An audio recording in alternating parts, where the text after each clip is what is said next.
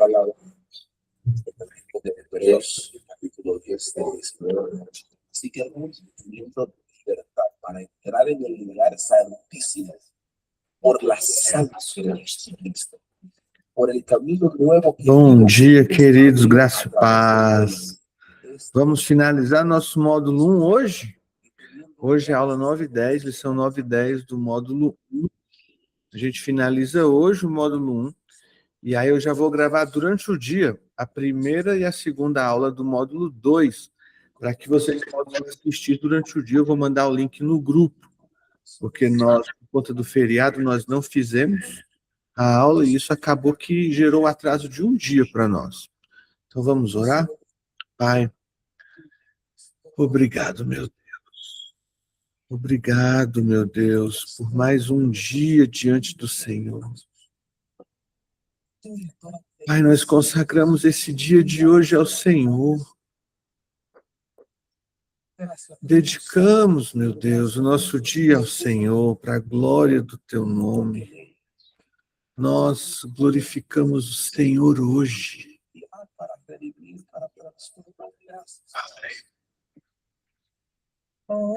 Pai nosso que estás no céu, meu Deus. A Tua visão, Senhor, é muito melhor do que a nossa visão, meu Deus. O Senhor vê coisas que nós não podemos ver. Por isso nós clamamos a Ti, Senhor. Nos revela, Senhor, o que o Senhor vê. A Tua visão é diferente da nossa, a Tua visão é mais elevada que a nossa. Pai, a Tua economia é diferente da nossa. Nos ajuda, Senhor, a ver com os Teus olhos, sentir com o Teu coração. Senhor, não é da terra, Senhor. As coisas aqui da terra podem até nos assustar, mas o Senhor não se assusta com nada. O Senhor está no céu, meu Deus, reinando sobre todas as coisas. Por isso hoje, Senhor, manifesta, Senhor. Manifesta o céu, o desejo do céu. Na nossa vida, nós consagramos a Ti o dia de hoje. Recebemos, meu Deus, das Tuas mãos o presente de hoje, a provisão de hoje, o pão de hoje. Recebemos das Tuas mãos, Senhor, o milagre de hoje. Nós recebemos das Tuas mãos a autoridade, Pai, hoje, para viver o que o Senhor tem para nós nesse dia, que nós consagramos a Ti, em nome de Jesus. Amém, queridos? Hoje nós vamos falar sobre a bênção da prosperidade. O texto-chave dessa lição de hoje está lá no Salmo 23, no versículo que diz: certamente a bondade e a misericórdia me seguirão todos os dias da minha vida. Gente, que bênção é você ter a certeza de que a bondade e a misericórdia serão suas grandes companheiras. Você já reparou pessoas que falam assim: é porque a minha diabetes, porque a minha pressão alta. Essa semana nós pudemos conversar com uma pessoa que ela declarava assim, parece que ela via beleza em declarar que a pressão dela estava alta, que a pressão é muito alta, que ela toma tantos remédios para isso, tantos remédios para aquilo, tantos remédios para não sei o que mais. Sabe, há pessoas que declaram a maldição sobre a vida delas, o mal sobre a vida delas. Sabe, pessoas que declaram coisas ruins sobre elas e elas nem percebem. E o texto de Salmo 23, ele diz assim: certamente que a bondade e a misericórdia me seguirão. Que a partir de hoje a gente comece a ter essa convicção no nosso coração e declarar que a bondade e a misericórdia me seguirão. Você pode olhar para a sua vida hoje e declarar todos os dias: a bondade e a misericórdia do Senhor estão sobre a minha vida. Elas estão comigo. Elas são as minhas companheiras. Elas me seguem e me acompanham no dia de hoje. Independente do que acontecer, eu sei que a bondade e a misericórdia do Senhor estão na minha vida. É muito melhor nós declararmos isso, nós abençoarmos a nossa vida, do que nós declararmos coisas ruins sobre nós. Na aula de hoje, nós vamos aprender que a bondade e a generosidade de Deus, elas participam desde a criação. E como Deus foi generoso, como Deus foi bondoso, como Ele deu uma grande oferta para toda a humanidade, e uma oferta suficiente. Nós vamos entender o plano de redenção através da melhor semente que poderia ser plantada na terra, que foi Jesus Cristo. Nós vamos descobrir o que é a bênção integral de Deus. A bênção de Deus, ela não está em apenas uma área da nossa vida, mas em todas as áreas da nossa vida. E nós vamos aprender os princípios bíblicos de honra, dízimos e oferta. O Senhor, Ele preparou em 5 dias da criação, Ele parou para preparar com riqueza de detalhes tudo que o homem necessitava. Deus fez assim para que não faltasse nada ao homem. Gente, olha o tamanho, o poder dessa oferta de Deus. Se você parar um pouquinho para pensar, você vai observar que Deus criou o mundo lá, Deus criou o planeta, e Deus colocou a provisão no planeta, Deus colocou a água, Deus colocou os minérios, Deus colocou os animais, Deus colocou as plantas, Deus colocou tudo que nós sabemos que existe no planeta, e talvez até coisas que nós nem sabemos que existe ainda. E eu me lembro de um livro que eu li, e nesse livro o autor falava assim, que o carro foi criado ali próximo ao ano de 1900. 1800 e pouquinho, o primeiro carro automotor foi criado. E que esse carro foi criado com os mesmos recursos que estavam na Terra desde a criação. Desde que Deus criou a Terra, todos os recursos que nós precisávamos ou precisaríamos para construir um carro já estavam lá. Agora nós estamos vendo o ser humano criando foguetes que vão ao espaço e voltam do espaço. E a gente acha isso tão assombroso, tão grandioso, mas se você parar para pensar, Deus já havia colocado todos os recursos desde a criação. Em 5 dias, Deus ele ofertou na nossa vida o suficiente para abastecer por toda a criação, gente. Nós estamos já há quantos milhares de anos depois da criação do mundo, e nós ainda estamos recebendo e colhendo dos recursos que Deus plantou lá no início. Olha o tamanho dessa oferta. Olha o poder dessa oferta. Deus, em uma oferta, quando Ele fez a criação, Ele fez de forma que fosse suficiente por toda a criação. Isso sim é um exemplo do poder da semeadura. Isso é um exemplo. E Deus fez questão de dar o primeiro e o maior exemplo.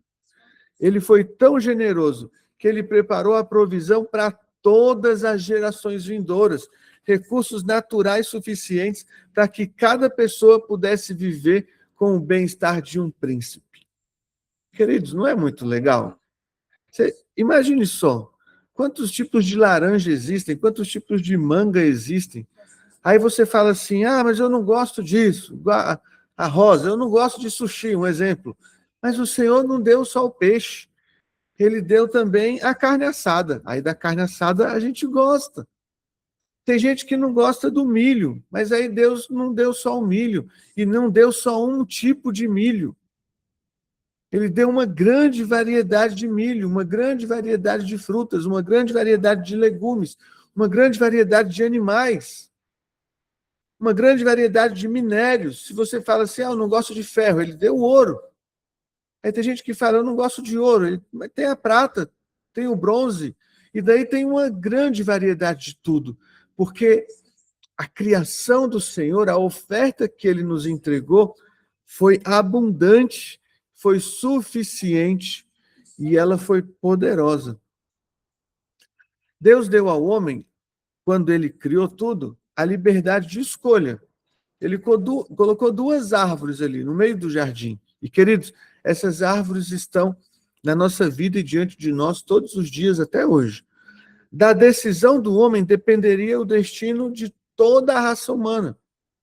E quando, mesmo sabendo que ele tinha todos aqueles recursos, o fruto de uma dessas árvores faria com que o homem perdesse o paraíso.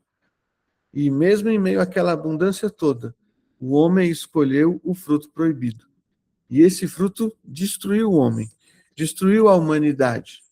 Mas o coração de Deus, apesar do pecado do homem, não se fechou. O coração de Deus não se fechou para a humanidade. O Pai buscou imediatamente a saída para que o ser humano pudesse recuperar tudo o que ele havia perdido com aquela escolha errada. Deus ofertou a criação. Quando o homem, diante da criação que Deus havia ofertado, daquela abundância de coisas que o homem poderia escolher, ele escolheu ainda o errado. Diante disso, Deus não se trancou para com o homem. Deus apresentou um plano excelente para com o homem. Mais uma vez, Deus veio ofertar ao homem, para que o homem pudesse ser resgatado da decisão errada que tomou. Por causa do grande amor de Deus, vários anos depois, Deus tomou uma decisão eterna. Olha só, ele separou a melhor semente do reino para plantá-la nesta terra. Que semente é essa? Jesus Cristo. Mais uma vez, Deus plantando. Mais uma vez, Deus semeando. Mais uma vez, Deus dando algo. De novo, gente, a oferta de Deus, ela é grande, ela é poderosa e ela é suficiente. Uma oferta na criação nos abastece até hoje. Uma oferta na redenção nos salva até hoje. A semente que Deus plantou, ela traz vida para a humanidade, traz vida para nós. Olha o que diz aqui em João 12. Se o grão de trigo caindo na terra não morrer, fica ele só. Mas se morrer, ele dá muito fruto. E quando caísse em terra e morresse, essa semente divina se transformaria na única árvore da vida. Deus, lá no Éden, diante da queda do homem, ele nos tirou o acesso à árvore da vida. Ele colocou os anjos cercando ali, expulsou a humanidade do jardim e nos tirou o acesso à árvore da vida. Mas com essa semente poderosa que ele plantou, que é Jesus Cristo, essa semente veio para morrer e, morrendo, trazer muitos frutos para Deus. E ela se tornou a nossa árvore da vida. Uma árvore onde nós comemos dela, ele é o pão da vida. Uma árvore onde nós existimos nela, nós somos ramos que devemos ser plantados, enxertados nessa árvore da vida, para que nós tenhamos vida, para que nós conheçamos o que é a vida. Uma árvore que ela é suficiente para a nossa salvação, que se nós crermos nela e nós nos conectarmos com ela, nós seremos preenchidos, nós seremos abastecidos suficientemente. A bênção de Deus, então a gente está vendo que ele criou lá no jardim, ele plantou um homem no jardim, e ali no jardim ele nos deu tudo o que nós precisávamos para viver bem. Quando nós caímos, ele nos deu Jesus Cristo, que é tudo o que nós precisamos para que nós tenhamos vida espiritual, para que nós tenhamos vida com Deus. A bênção de Deus não se limita em uma única esfera, ela compreende todas as áreas da nossa vida. Primeiro, ela compreende a bênção física.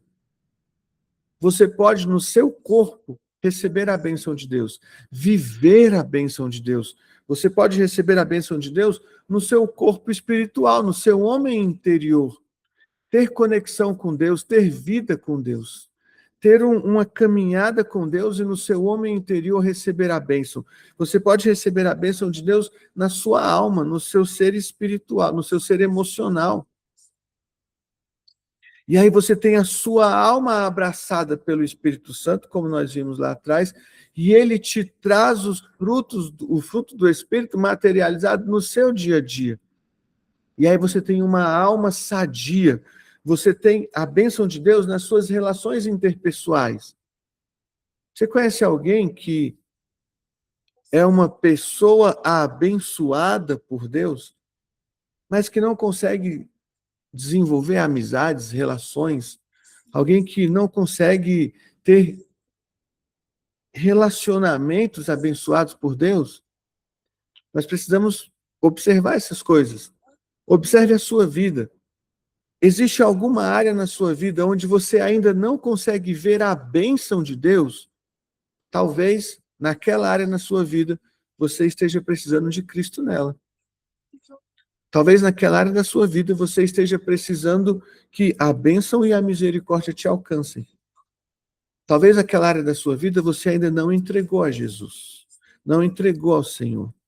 A bênção de Deus, ela vem na nossa vida financeira também. Nós somos abençoados financeiramente. Se você não está vivendo na sua vida financeira a bênção de Deus, você precisa parar para observar o que está acontecendo com você. Você não pode aceitar. Eu me lembro da história que Jesus conta da mulher que ela acendeu uma luz em casa e ela tinha 10 moedinhas em casa. E aí essas moedinhas, uma delas caiu no chão. E essa mulher acendeu a luz e ela foi procurar essa uma moedinha que caiu no chão. Esse texto, ele me ensina tanto porque ele me ensina que nós devemos fazer questão da uma moedinha. Nós não podemos aceitar perder a uma moedinha. Você não pode aceitar na sua vida financeira perder. Por quê? Porque foi Deus que te deu as 10 moedinhas. As moedinhas que você tem, foi Deus que te deu. Você deve cuidar e você deve multiplicar. Você lembra da parábola dos talentos? O Senhor, ele entregou talentos ao ser humano, aos seus servos. E qual que é a nossa missão? Não é só guardar esses talentos, mas é multiplicar esses talentos. Existe bênção financeira para você, como existe bênção física, existe bênção espiritual, emocional, bênçãos nos nossos relacionamentos interpessoais, existe bênção material do Senhor para você também. Queridos, para um segundinho agora. Um segundinho. E olha para a sua vida. Olha para o seu corpo, para a sua saúde. Olha para a sua vida com Deus, para a sua vida de comunhão. Para um pouquinho agora. Feche os olhos um minutinho. Eu vou 2 minutinhos ministrar isso aqui em vocês. Olha o seu corpo. Existe algo no seu corpo que você observa que está precisando da bênção de Deus? Existe algo na sua relação com Deus que você observa que está precisando da bênção de Deus? Você está com dificuldade em alguma área espiritual na sua vida? Olha para a sua alma, para a sua mente, para as suas emoções. Como as suas emoções estão? Observa isso. A bênção do Senhor está nas suas emoções. Olha para o seu casamento agora. Para as suas relações interpessoais, para o seu relacionamento dentro de casa e fora de casa.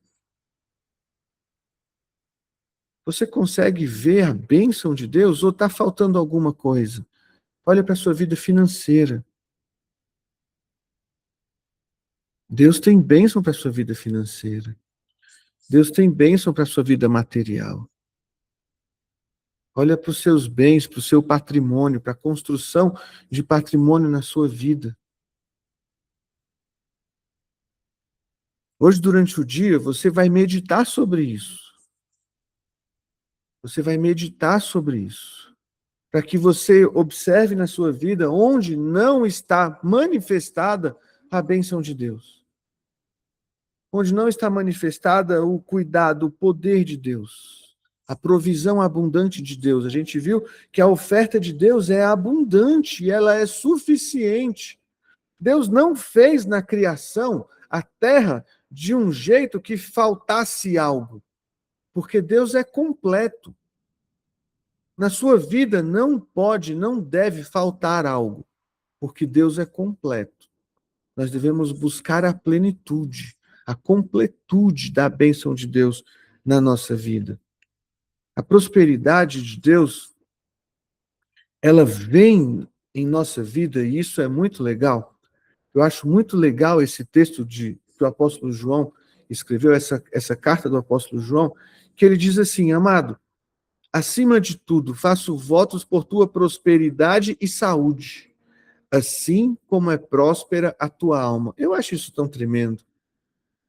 E várias vezes, no relacionamento com as pessoas, e é curioso que aquelas pessoas que não têm a alma próspera, que não têm uma mente, sabe, queridos, sarada, abundante, são pessoas que são debilitadas na saúde, são pessoas que são debilitadas na prosperidade como um todo. Muitas vezes, eu estou ali no dia a dia, e alguma pessoa se apresenta com uma alma cebosa, uma alma porca, sabe? Aquela alma que ela é uma alma que não é próspera, é uma alma que quer o mal para os outros, é uma alma que agride os outros, que ofende os outros, que não tem respeito pelos outros. Geralmente essas pessoas não conseguem ter uma vida próspera. Elas podem até ter dinheiro, algumas delas, mas não têm prosperidade, não têm saúde, não têm paz, não têm sono. Sabe, querido, nós devemos nos preocupar com a nossa alma. Nós devemos nos preocupar com a nossa alma. E nós temos uma alma próspera quando nós usamos muito do que a gente aprendeu na aula sobre batalha espiritual. Quando nós usamos a nossa boca para abençoar, não para amaldiçoar. Quando nós usamos a nossa boca para falar o bem. Quando nós usamos a nossa boca para declarar bênçãos e declarar coisas boas, e mesmo diante de uma situação ruim, mesmo diante do conflito, mesmo diante da dificuldade. Quando nós usamos a nossa boca para falar só coisas virtuosas. Observa como foi essa semana sua passada, seus últimos 7 dias. Agora, você vai... Vocês têm caderninho aí? Imagino que a maioria tem. Anota agora no seu caderninho, todas as vezes essa semana que você usou a sua boca para falar o que você não deveria falar. Você deve aprender a guardar a sua boca. Porque a prosperidade da sua alma vem daí. Jesus falou, a boca fala do que está cheio o coração. E a alma, queridos, o centro das nossas emoções, ela é muito comandada pelo que a sua boca fala. Você é do tipo de pessoa que fala bênçãos ou você é do tipo de pessoa que reclama? Você é do tipo de pessoa que abençoa, que elogia, que fala de bom grado, que fala coisas boas? Ou você é do tipo de pessoa que sempre tem uma fofoquinha na boca? Ou você é do tipo de pessoa que sempre tem uma reclamação na boca? Ou você é do tipo de pessoa que sempre tem uma palavra ruim na boca? Porque a sua prosperidade, a sua saúde, ela é muito determinada sobre a qualidade da sua alma, a qualidade do seu coração. Medita sobre isso. Começa a trabalhar isso na sua vida. O bem-estar exterior é um reflexo direto do bem-estar e da saúde interior. Você é por fora, você manifesta por fora quem você é por dentro, queridos. E nós devemos ter muita atenção em construir um homem interior saudável, próspero, abundante, feliz, sábio, que constrói, não destrói, que usa a boca para abençoar, não para amaldiçoar. Bendito Deus e Pai de nosso Senhor Jesus Cristo, que nos tem abençoado com toda sorte de bênção espiritual nas regiões celestiais em Cristo Jesus. O apóstolo Paulo escreveu isso para os Éfesos, para os Efésios. E aí, olha só o texto aqui embaixo. Tudo já nos foi dado. Nossa parte é acessar pela fé. Lembra da história que eu falei sobre o carro? Sobre a criação do carro? Deus já havia colocado os recursos do carro lá quando terminou a criação. Já havia os recursos para o carro. Agora, por que que o carro veio a surgir só, 9.000 anos depois? Porque somente 9.000 anos depois o homem acessou os recursos que Deus já havia colocado. Eu quero declarar sobre a sua vida hoje que aquilo que você está precisando de Deus, Deus já disponibilizou para você. Já está disponível a prosperidade que você procura, a prosperidade que você espera, já está disponível. Agora você deve acessar pela fé. Porque já está disponível. Como que você acessa pela fé? Declarando diante de Deus. Declarando, manifestando, visualizando. Lembra de Abraão? Deus chamou Abraão para fora da tenda, para que Abraão olhasse as estrelas. O que você precisa em Deus já existe. Agora é hora de você manifestar, visualizando, declarando pela fé. A palavra de Deus, ela é uma semente poderosa. Olha o que Deus disse para Josué, quando Josué assumiu ali o posto no lugar de Moisés. Não cesses de falar deste livro da lei, antes medita nele dia e noite. Então, farás prosperar o teu caminho e serás bem-sucedido. Primeiro passo para eu ser bem-sucedido, para eu prosperar o meu caminho, falar do livro da lei. Declarar a palavra de Deus. Declarar a palavra de Deus. Meditar na palavra de Deus. Qual milagre você está precisando? Qual é a bênção que você está precisando do Senhor? O que você está precisando? Qual recurso você está precisando de Deus? Vai para a palavra de Deus. Encontra a manifestação daquele recurso lá e começa a declarar sobre a sua vida todos os dias. No seu momento devocional, começa a declarar com fé. Começa a visualizar. Sai da tenda e visualiza. Outro estágio, para você viver uma vida bem-sucedida e próspera, a provisão de Deus. E o meu Deus, segundo a sua riqueza em glória, há de suprir em Cristo Jesus cada uma de vossas necessidades. Deus está atento a você, está atento às suas necessidades, e Ele quer suprir essas necessidades em Cristo Jesus, quando você, querido, começar a declarar pela fé, todos os dias. Existem momentos da vida em que pode ser difícil a gente viver isso. Mas se você começar a praticar, você vai ver que a vida vai sendo transformada a partir daquelas declarações. Princípios de honra de Abel. Analisando Gênesis, aprendemos 6 particularidades essenciais na atitude de Abel ao cultuar a Deus. E aí você vai lá para Gênesis depois, ler sobre Abel. Primeiro, ele entregou as primícias, os primeiros frutos. Ele não deu o resto. Ele não deu o resto. Ele entregou o melhor, a parte excelente. A melhor parte ele entregou. Ele fez a oferta movido por fé. Lá em Hebreus 11 vai falar sobre isso. Que Abel ofertou por fé. Ele revelou um coração obediente a Deus. Porque ele foi aceito por Deus a partir da obediência dele. O que ele fez foi agradável e aceito pelo Senhor. E por último, ele deixou um testemunho que fala até hoje. Não adianta nós ofertarmos, queridos, com o coração trancado. ofertarmos com uma vida desobediente, ofertarmos e aquilo não agradar a Deus. A primeira oferta que nós devemos dar a Deus é o nosso coração. É a primeira oferta. E a partir de uma vida reta diante de Deus, apresentar a Ele o fruto da nossa gratidão, o fruto do nosso agradecimento. Lá em Lucas 7, conta a história de uma mulher que ela lavou os pés de Jesus. E essa história nos ensina a essência da verdadeira adoração e oferta. Primeiro, ela entendeu quem Jesus era. Ela entendeu a grandiosidade de Jesus. E ela entregou a Jesus algo valiosíssimo, porque ela entendeu a preciosidade da pessoa que estava ali diante dela. Ela entendeu a grandiosidade de Jesus.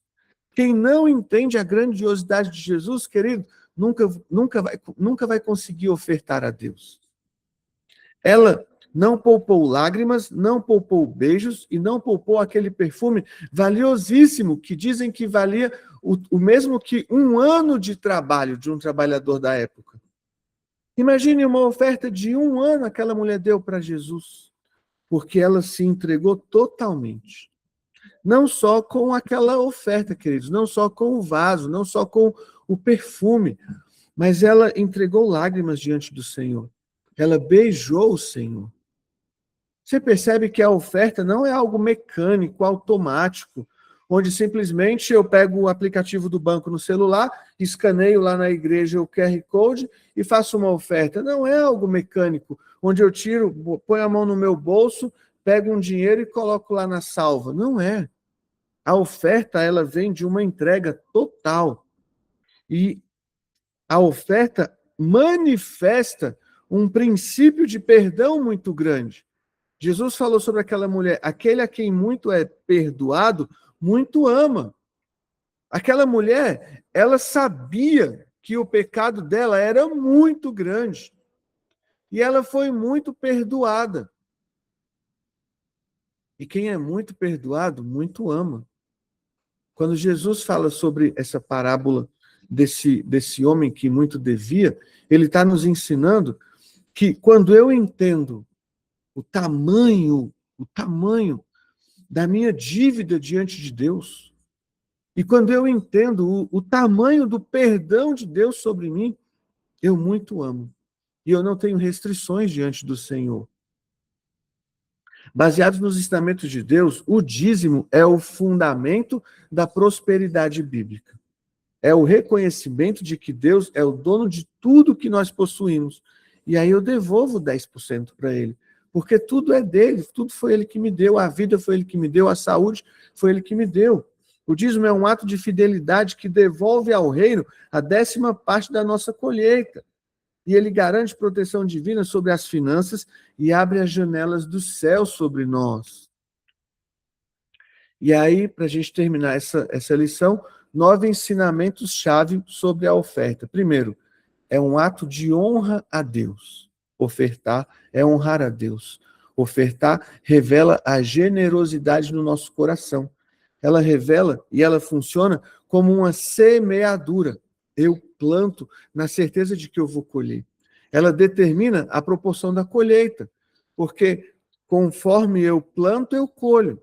Ela deve ser feita com alegria de coração, não com peso, mas com alegria, porque eu reconheço a grandeza de Deus, eu reconheço o amor dele em mim, eu sei que eu fui muito perdoado, então eu muito amo.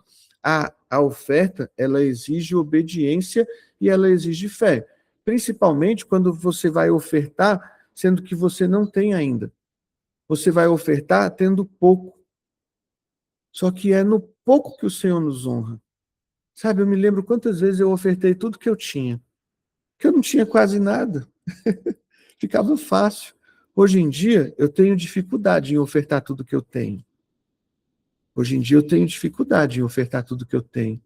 Isso talvez seja até um pecado de avareza, que eu preciso trabalhar e que eu preciso abrir mão e renunciar na minha vida. Porque quando eu tinha pouco, eu não tinha dificuldade em ofertar. Agora, hoje, eu não me vejo ofertando tudo que eu tenho. Isso, ministrando aqui, eu estou sendo ministrado pelo Senhor. A oferta destrói a raiz da avareza. E ela atrai a bênção sobre a casa. E ela é a maior expressão de amor. Porque para eu ofertar, eu não dou só o dinheiro. Antes de eu dar o dinheiro, de eu dar o bem em si, eu dou o coração antes. Quando plantamos com obediência, nós vivemos na plenitude da bênção integral de Deus, em todas as áreas de Deus. E aí eu quero fazer um exercício com vocês. Hoje, durante o dia, vamos ofertar na vida de alguém? Hoje, segunda-feira, a gente não tem culto lá. Se você quiser fazer uma oferta para a igreja, ok, me pede o QR Code lá, me pede o Pix da igreja, eu te mando. Mas vamos ofertar hoje na vida de alguém? Separe no seu coração uma oferta para você abençoar alguém hoje, para que a gente possa selar essa ministração aqui hoje com uma oferta sobre a vida de alguém. E se você tem tido dificuldade em devolver o dízimo, querido, não tem dificuldade não. O dízimo abre portas. Faz uma experiência com Deus. Ele não falou isso? Olha, provem, façam prova de mim, Deus falou. Faça uma experiência com ele e devolva o dízimo. É bênção para a sua vida.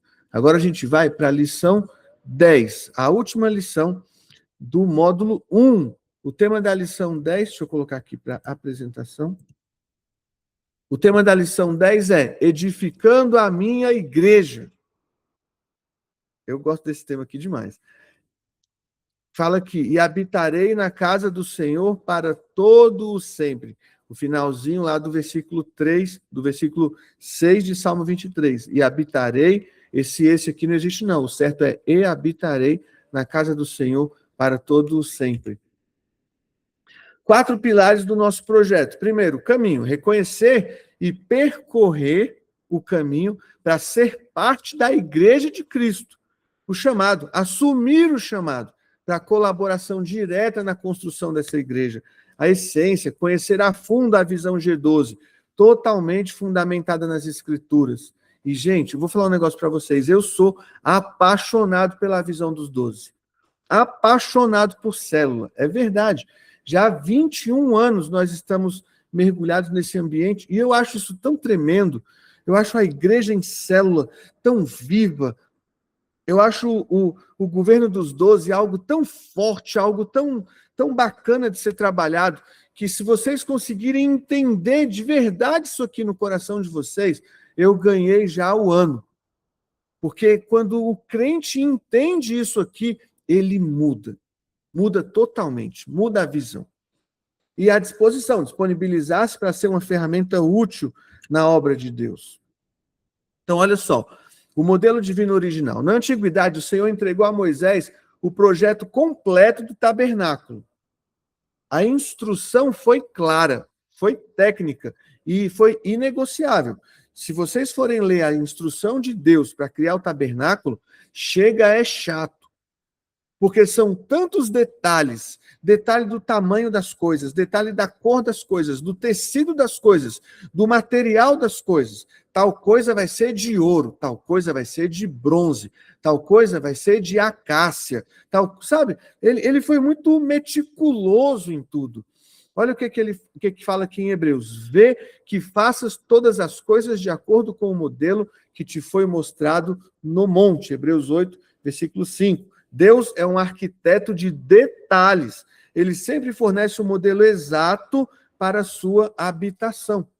Olha a perfeição da obra de Deus. Assim como Moisés recebeu um modelo físico, Jesus nos deixou o modelo definitivo de como deveria ser a igreja dele. Aquilo que é estabelecido pelo Senhor não requer mudanças, nem alterações. Tudo que ele faz é perfeito e finalizado. A igreja de Cristo tem um arquiteto divino, e esse arquiteto deixou um modelo para a igreja. Quem diz o povo ser o filho do homem? Jesus conversando com os discípulos. E aí, qual que é a resposta dos discípulos? Uns dizem que o Senhor é João Batista, outros dizem que o Senhor é Elias, outros dizem que o Senhor é algum dos profetas, outros dizem que o Senhor é um homem poderoso em obras e palavras.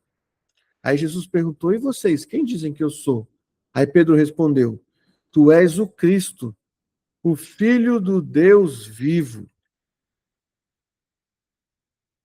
A declaração não veio da sabedoria humana. Jesus falou para ele: bem-aventurado és, Simão Bar-Jonas, filho de Jonas.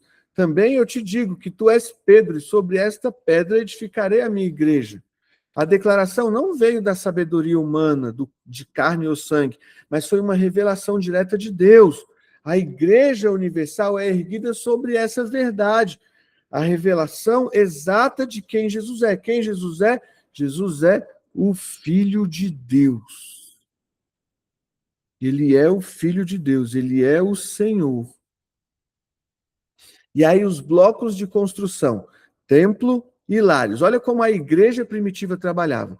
O projeto original da igreja primitiva estabelecia um equilíbrio perfeito entre as grandes concentrações e a intimidade das casas, as células.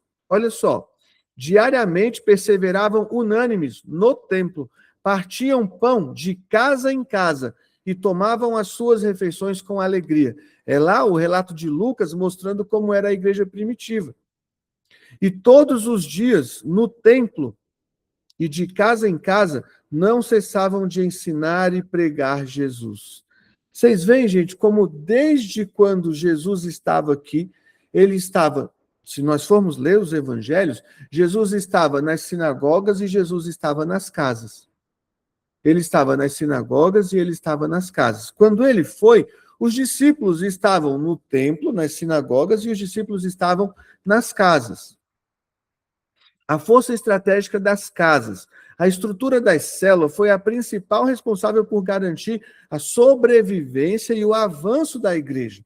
A igreja ela era alvo de perseguição, queridos. Saulo tentou destruir a igreja indo direto à sua base estrutural. Saulo, porém, assolava a igreja, entrando pelas casas e arrastando homens e mulheres, encerrava-os no cárcere, Atos 8:3. Esse Saulo aqui é o apóstolo Paulo. A missão dele era acabar com a igreja. O que ele fazia? Ele entrava nas casas onde os irmãos se reuniam, porque a igreja era perseguida, a gente não podia se reunir igual se reúne hoje. Eles iam para o templo, porque eles ouviam a palavra do sacerdote ali, que estava ministrando, e eles se reuniam nas casas.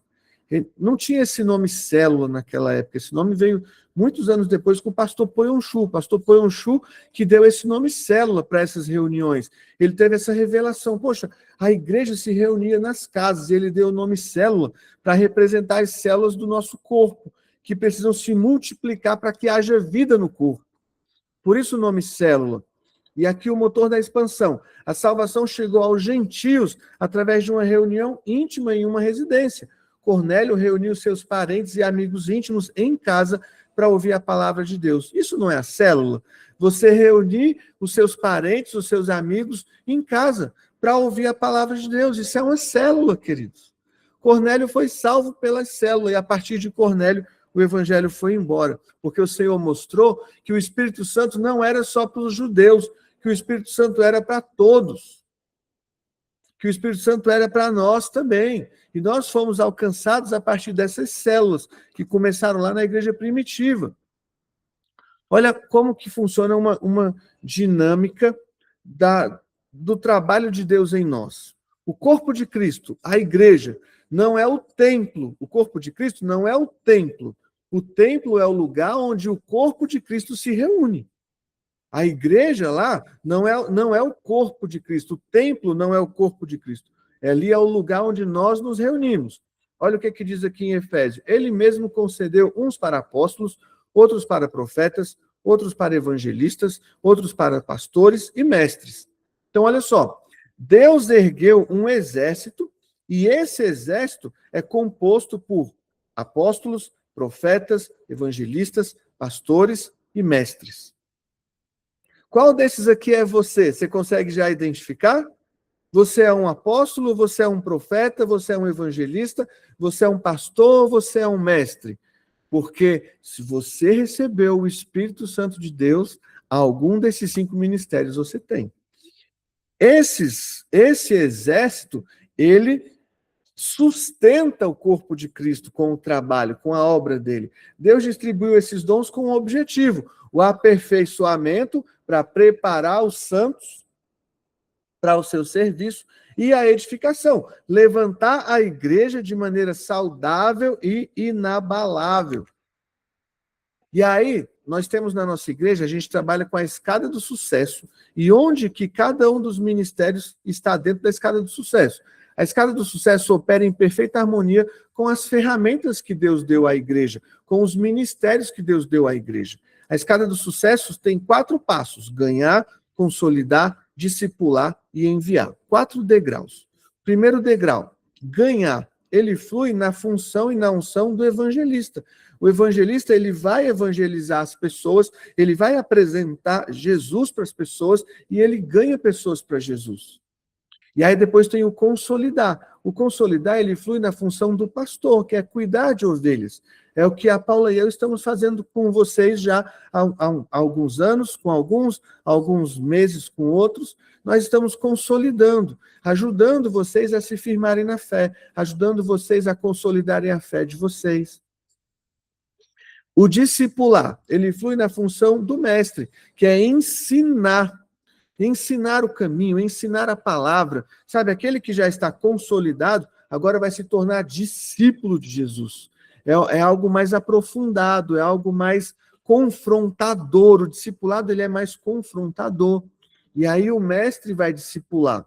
E o enviar flui na função apostólica e evangelística de novo. O apóstolo é a palavra apóstolo, ela vem o que ela representa é aquele, pensa no navio, na marinha mercante, né? Pensa na marinha indo em combate. Aí aquele navio ia na frente, ia um navio na frente, quebrando o gelo. Esse é o apóstolos. É aquele navio que vai quebrando as barreiras para que os outros possam vir. Esse é o apóstolo. É aquela pessoa que vai na frente, que ele planta igrejas, ele planta ministérios, ele vai, sabe, roçando o mato para que os outros possam vir atrás já com o mato roçado. Então ele está formando e enviando. Lembra do apóstolo Paulo? O que ele fazia? Ele ia para os países e ele ia para os países, pregava o evangelho naqueles países, formava uma liderança, instalava uma igreja e deixava aquela liderança cuidando e ir embora. Esse é o enviar. O coração do projeto, a visão G12, a compaixão, a visão G12, não é apenas um diagrama logístico, não é só logística, não é só para facilitar as coisas, ela é movida pelo batimento cardíaco de Cristo. Olha só, vendo ele as multidões, compadeceu-se delas, porque estavam aflitas e exaustas como ovelhas que não têm pastor. A visão G12 vem para levantar pastoreio. Dessa passagem, extraímos os pilares da compaixão genuína necessários para construir vida. Primeiro pilar, percorrer e observar. Percorria Jesus todas as cidades e povoados. É um contato real, caminhar entre o povo. Jesus observava em primeira mão o sentimento das pessoas e as suas necessidades mais urgentes. Zona de conforto, uma compaixão genuína exige ação. Ele saía de onde era tranquilo para ele e ele andava para saber qual a necessidade das pessoas, como ele poderia ajudar as pessoas, quem ele poderia curar, quem ele poderia libertar, quem ele poderia salvar, quem ele poderia transformar. É imperativo ir aonde estão todos aqueles que têm fome e sede de Deus, saindo das 4 paredes. Não dá para a gente só ir para a igreja, assiste o culto e vai embora. Vai para a igreja, assiste o culto e vai embora. Nós temos que ir onde as pessoas estão. Segundo pilar, ensinar e retirar o véu. Olha só, ensinando nas sinagogas, o texto diz. O profeta Oséias alertou que o povo é destruído por falta de conhecimento. O que nós temos que fazer, então? Instruir o povo. Rejeitar o conhecimento divino é perder a proteção sacerdotal sobre a família e sobre a descendência. O ensino da palavra atua retirando o véu que encobre o entendimento. Ele traz clareza absoluta à revelação do que Deus planejou para as nossas vidas e garante que trilhemos o caminho correto. Queridos, eu não sei como seria a minha vida sem célula. Talvez, se não fosse uma célula, eu não estaria mais casado com a Paula. Se não fosse uma célula, eu talvez não estaria na igreja. Porque a célula veio na minha vida e ela essa tela aqui para mim é tremenda, porque a célula veio e foi através de uma célula que eu adquiri o conhecimento do que Deus tinha para mim, porque eu cresci na igreja. Mas eu era como muitos são, que iam para a igreja, não lia a Bíblia ali, não se aprofundava, né? Ia para a igreja e não tinha compromisso. Ia para a igreja, mas ainda não tinha entendido Jesus, não tinha entendido o mistério da oração. Essa tela aqui para mim foi tremenda. A célula exerceu isso na minha vida. Ela trouxe conhecimento e ela trouxe clareza para que eu pudesse ter revelação de Deus. Eu conheci Deus através de uma célula, plenamente ali. E aí a obra completa, unindo todos os elementos desse projeto divino. Olha só, nós temos aqui o método, que são os ministérios. Deus levantou um exército de mestres, profetas, de pastores, de apóstolos e de mestres. Deus levantou um exército. Numa estrutura, aqui, ó, o alicerce, a revelação imutável de Pedro. Qual foi a revelação de Pedro? Tu és o Cristo, Filho do Deus vivo. A estrutura, o poder transformador e protetor das reuniões menores, nos lares, as células, o método, a escada do sucesso, onde os 5 ministérios fluem naturalmente. Qual que é a escada do sucesso? Ganhar, consolidar, discipular e enviar. E o que é a argamassa? Né? O que une tudo isso? O que deixa isso firme e junto ali? A compaixão genuína, que observa a dor e ensina a verdade, unindo toda a estrutura. E o alicerce é Cristo, é a revelação. Agora, consolidando essa aula de agora, essa lição. Eu vou mandar para vocês agora lá no grupo, você vai reservar um tempo para o que significa, na prática, ter a revelação de que Jesus é a base da igreja. É Jesus a base da igreja, não as pessoas, não os santos. Como a escada do sucesso se conecta com a grande comissão e os 5 ministérios. Qual é a grande comissão? Portanto, ide, pregai o evangelho, fazei discípulos de todas as nações, batizando-os em nome do Pai, do Filho e do Espírito Santo. E eis que eu estarei convosco todos os dias, até a consumação do século. Lembre disso, tá, gente? Isso é Mateus 28, 19 e 20. As pessoas querem ter Mateus 28, 20. O que é? Eis que eu estarei convosco todos os dias até a consumação do século. Mas elas não querem ter Mateus 28, 19. Ide, portanto, fazeis discípulos, pregando o evangelho e batizando-os em nome do Pai, do Filho e do Espírito Santo. Jesus promete que estará com aqueles que foram fazer discípulos, tá, gente? A promessa de Jesus em Mateus 28, 20 é para aqueles que cumprirem Mateus 28, 19. Ele fala, e eis que eu estarei convosco todos os dias, até a consumação do século. Convosco quem? Com aqueles que foram fazer discípulos, com aqueles que foram pregar o evangelho, com aqueles que foram batizar em nome do Pai, do Filho e do Espírito Santo. Porque podemos afirmar com convicção que o G12 é, acima de tudo, uma visão de compaixão. Decisão. Olhando para a planta divina, o último slide lá, você se considera hoje um colaborador útil de Deus nessa obra? Como você pode servir melhor?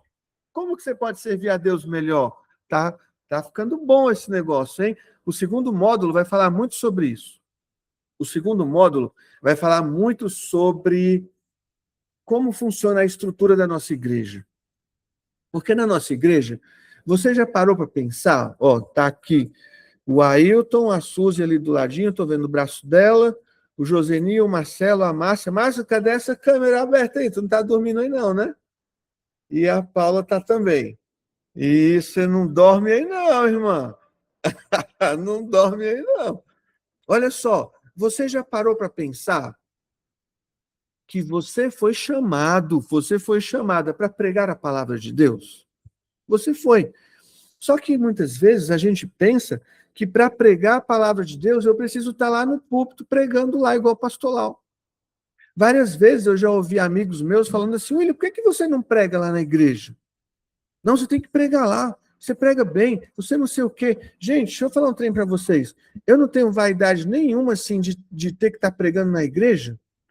Por quê? Porque o campo de batalha é a célula. É o dia a dia. Sabe, é no dia a dia que você vai pregar. É na célula que você vai pregar. É no seu trabalho que você vai pregar. É com seus amigos, dentro da sua casa. Nós estamos acostumados, eu mesmo passei por um momento, quando eu saí da igreja aqui do Novo Gama, na igreja do Novo Gama, eu pastoreava essa igreja. Então, domingo, quem pregava? Era eu. Nos cultos de semana, quem pregava? Era eu. E aí, quando passou essa fase, eu até fui para a igreja do pastor Clay, lá o pastor Clay me deu muita liberdade, ele já entregou culto de ensino para mim, eu que ensinava a palavra, eu que dava a escola bíblica dominical na igreja, eu que ensinava, eu que levava o catecismo para eles, e ele sempre me deu muita liberdade para pregar na igreja. Só que, queridos, eu percebi com o tempo eu percebi que o lugar bom para nós pregarmos, não que a igreja não seja, mas é a célula. Porque na igreja o pastor lá prega e vai embora. E a gente nem conversa com ele.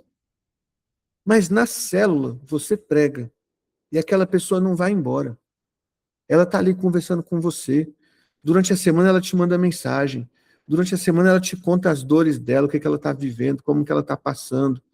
Sabe, queridos, Deus te chamou para pregar o evangelho. Ele te chamou para pregar. Ele te chamou para ser útil no reino. Você deve dizer sim a esse chamado. Só que quem vai trazer esse sim para você é o próprio Deus. É o próprio Senhor. Mas tenha essa clareza de que você tem um chamado. Tem um chamado sobre a sua vida. Jesus, lá em Mateus 28:19, ele não falou para alguns, ele falou para todos. E aí, aqueles que forem obedientes, aqueles que ouvirem a voz do Senhor e obedecerem ao Senhor, esses cumprirão esse chamado do Senhor. Vamos orar agora? Eu vou mandar para vocês o PDF. Lembrando, durante o dia, eu vou gravar a aula 1 e 2 do módulo 2 e vou mandar também lá no grupo para vocês assistirem. Então, durante o dia, quem está indo para o trabalho, na volta, volta assistindo.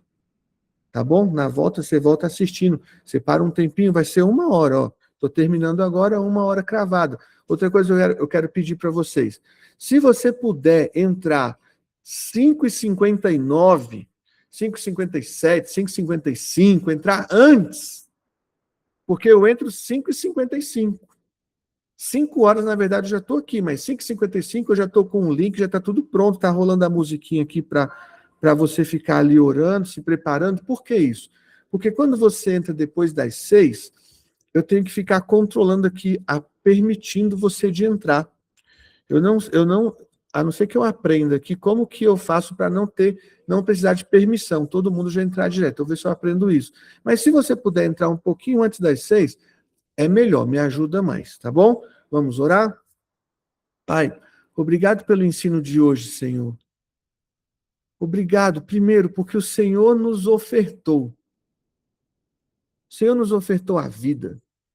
O Senhor nos ofertou a abundância de coisas que o Senhor nos deu. O Senhor foi quem ofertou primeiro. Nós nunca poderíamos ofertar, meu Deus, se o Senhor não tivesse ofertado antes. Obrigado, Senhor. Obrigado porque o Senhor semeou o teu filho Jesus na nossa vida para que nós pudéssemos ter vida. O Senhor nos entregou recursos e o Senhor se entregou a nós.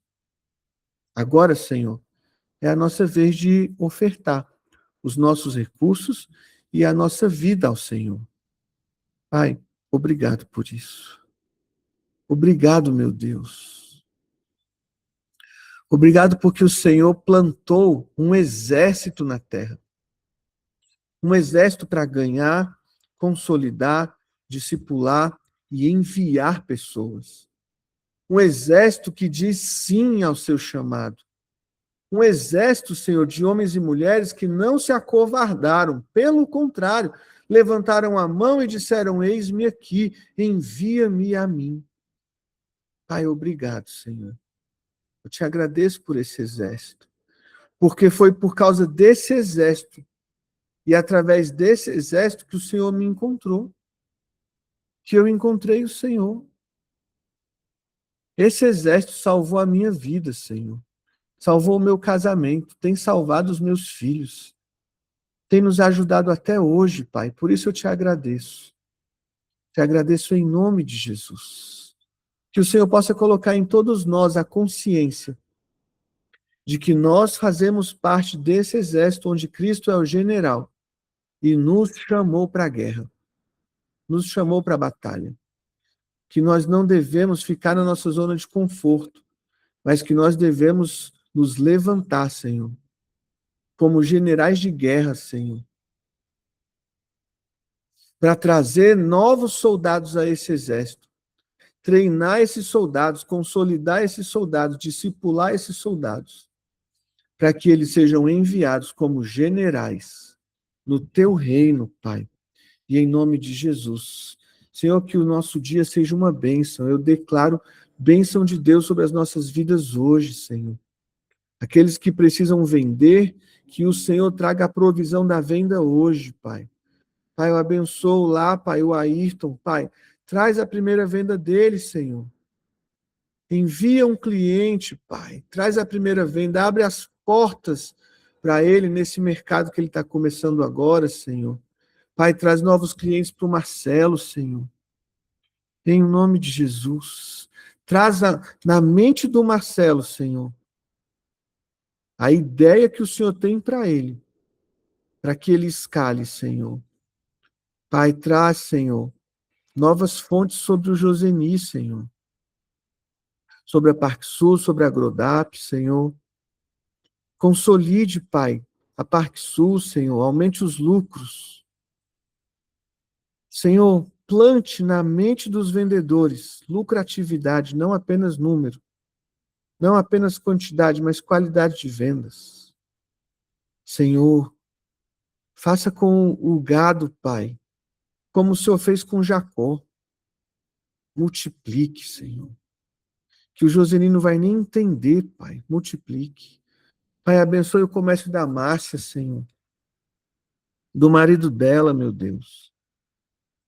Pai, que em nome de Jesus, o Senhor traga para eles sabedoria para administrar aquilo ali e multiplicar os ganhos, multiplicar os recursos, Pai. Senhor, eu peço a tua bênção sobre a Paula e eu. Que o Senhor venha sobre o nosso negócio, Senhor. Para a glória do teu nome. Pai, que o Senhor abençoe a Suzy no trabalho dela, Senhor. E se ela tiver no coração dela desejo, Senhor, de desenvolver um negócio próprio, que o Senhor traga a provisão, que o Senhor traga o como, que o Senhor abra a porta. Em nome de Jesus. Queridos, que Deus abençoe vocês, que Deus abençoe o nosso dia, os nossos negócios. Vai ser um dia de bênção, hein? Glória a Deus, em nome de Jesus. Tchau, tchau, tchau.